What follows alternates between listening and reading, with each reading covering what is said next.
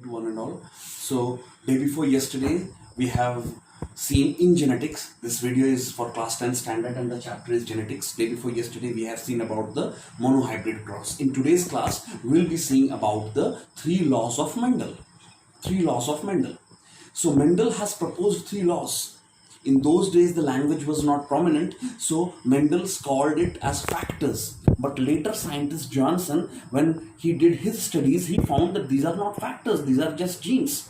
So, based upon those kinds of principles, those days of principle, Mendel has proposed three good laws for genetics, and these laws has justified the whole term genetics. So, there are three laws. Law of dominance, what I have written over here, law of segregation, and law of independent assortment.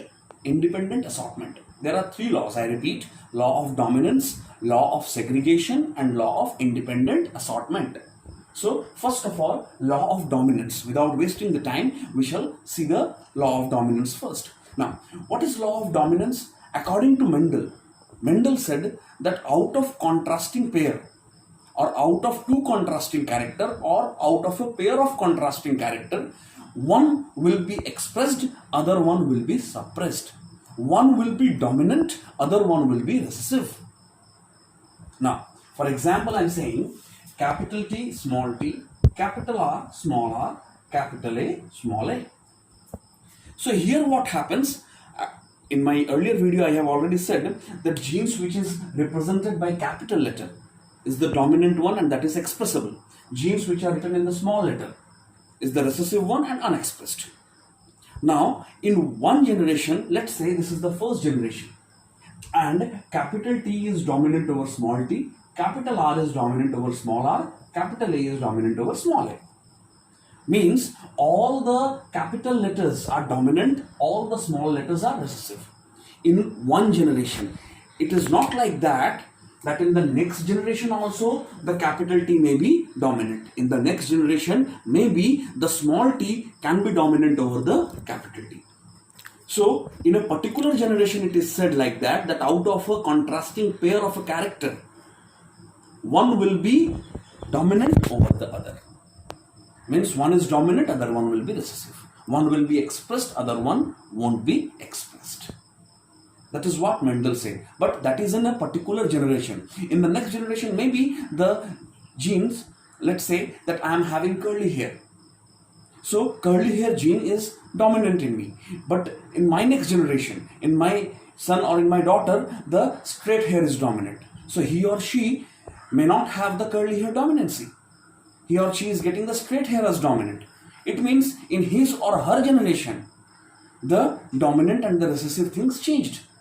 So that's what the reason why Mendel has explained this law very minutely by saying that out of a pair of contrasting character, one gene will be dominant over the other in one generation. In the next generation, it may be exchanged. It may be changed. There is no doubt about it. Or it may remain the same. There is no doubt about it. But out of a pair of contrasting character, only one will be dominant. Other one will be recessive. Only one will be expressed, other one will be suppressed. In one particular generation, there is no chance where both are dominant. There won't be any chance. Only one will be dominant and other has to be recessive. So this is what Mendel said about law of dominance. This is what the explanation of the law of dominance. Next one is law of segregation. Law of segregation. Please listen to it very carefully. Next law is law of segregation. Law of segregation. Now, let us first understand what is the word segregation means. The word segregation means separation. The word segregation means separation. Separated. So, according to this law, Mendel said that the genes stays together. The genes stays together in a particular body. But during the time of gamete formation, they separates. And based upon their dominancy and recessiveness, they will be expressed. It means that genes cannot be considered as a hybrid. Genes cannot mix with each other and they cannot form hybrid. Means to say that, let's say one tall parent is there, capital T, capital T.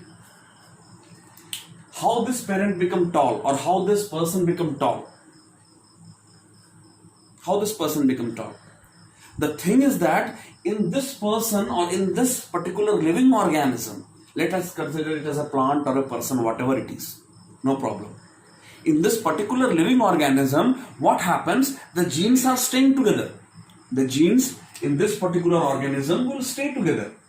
The genes will stay together. But what will happen? During the time of this particular organism's gamete formation, the genes will separate. The genes will start to separate. Let's say this organism is having the tall and the dwarf, both the genes. It is having the tall genes also and dwarf genes also. At the time of gamete formation, what happens? The tall and the dwarf gene separates. And based upon the dominancy, let's say the tall is dominant, so the parent will be tall. If the dwarf becomes dominant, it may be possible the particular organism will become dwarf. Don't confuse, I am in between, I am using the word parent sometime. It means just only, it is meaning that it is a living organism, just to consider it as a living organism, because non-living organism doesn't have genes. That's all. Okay, so what I have said, again I am repeating it. If a particular parent like capital T is tall, if a particular living organism or a particular parent is tall, what happens in this parent? The genes stay together, but during the time of gamete formation for this particular living organism or for this particular parent, what happened? The gametes separated. Let's say this person or this organism is having both the gamete or capital T as small t as a gene. Both the gene this particular organism is having. Not gamete, both the genes this particular organism is having. But at the time of gamete formation, what happens? The capital T and small t segregated or separated. And based upon their dominancy, if the capital T is dominant, the parent will be tall or the organism will be tall. If the small t is dominant, the parent or the organism will be dwarf. Simply. Means the genes stay together, but at the time of gamete formation, the genes will be separated. And based upon their dominancy or based upon their recessive nature, the genes either will be expressed or will be suppressed. Simply.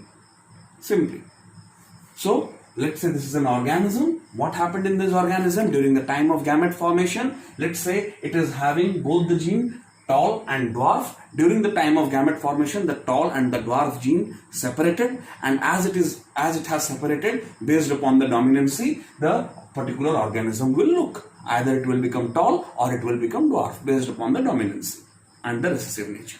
Next one is law of independent assortment. Law of independent assortment.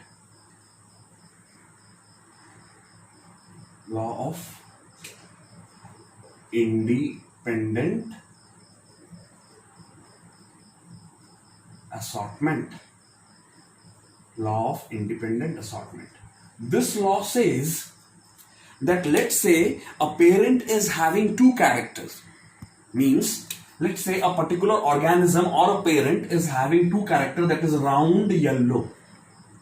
As well as a different parent is also having a different organism or a different parent is having two characters, that is small r, small y, small y. Wrinkled green. This one is round yellow, and this one is wrinkled green. So what happens here is,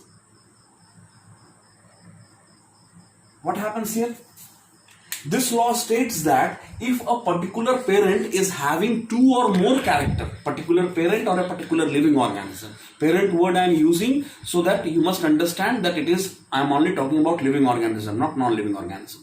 So, according to law of independent assortment, it says that if a particular living organism or a parent is having two or more than two characters, like if at all it is round yellow or wrinkled green, These two are different parents. But they are having two characters. This parent is having round and yellow, and this parent is wrinkled and green. This law of independent assortment says that during the time of formation of gametes, or during the time of separation of the genes, neither the round will interfere with the yellow, nor the wrinkled will interfere with the green. Neither round or yellow or round interfere with each other. Neither the wrinkled green or wrinkled will interfere each other. Means their formation will be individual. There will be no interference in the character. Since these two are having different character.